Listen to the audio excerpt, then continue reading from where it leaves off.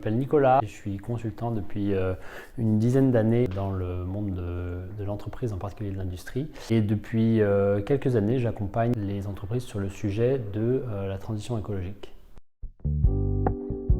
C'est un principe qui s'applique à tout le monde. C'est lié au fait qu'on doit changer notre manière d'habiter le monde, notre manière de vivre, de consommer, de produire. Ce devoir, il est lié au fait qu'on est dans une planète qui a des limites de ressources, des limites de taille. Et du coup, maintenant, on doit composer avec ça, ce qu'on appelle les limites planétaires. Maintenant qu'on a fait ce constat et qu'on sait comprendre, il s'agit de dire comment on compose avec ça et comment on adapte toute notre activité, que ça soit individuel, à l'échelle des entreprises, à l'échelle des pays, des villes, comment on s'adapte pour pouvoir tenir compte de ces limites.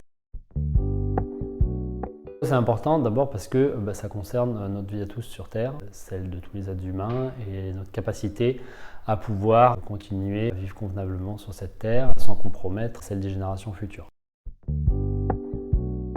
La première étape pour pouvoir activer la transition écologique à tous les niveaux, que ce soit au niveau individuel, d'entreprise ou politique, c'est de bien comprendre le problème et sa vue d'ensemble. C'est pour ça qu'il y a des outils qui existent pour ça, pour sensibiliser, notamment qui s'appelle la fresque du climat, un outil de sensibilisation à grande échelle qui est ludique, qui est collaboratif, basé sur l'intelligence collective, qui a un fondement scientifique bien entendu, et qui permet de sensibiliser le plus grand nombre sur le sujet du climat. C'est un outil très puissant et qui permet à la fois d'apporter un premier socle de connaissances pour pouvoir essayer d'agir au bon endroit, et puis surtout l'aspect intelligence collective permet d'engager les gens collectivement, parce que souvent quand on fait le constat de ces contraintes, de ces limites, on est toujours un peu désemparé, on peut être culpabilisé, on peut vouloir rejeter la faute sur les autres. De faire ça en groupe, ça permet de ne pas rester seul et d'être enthousiaste en fait.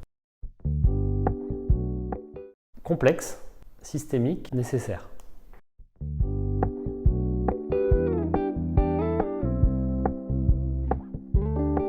We're gonna keep it low key, keep it softly spoken.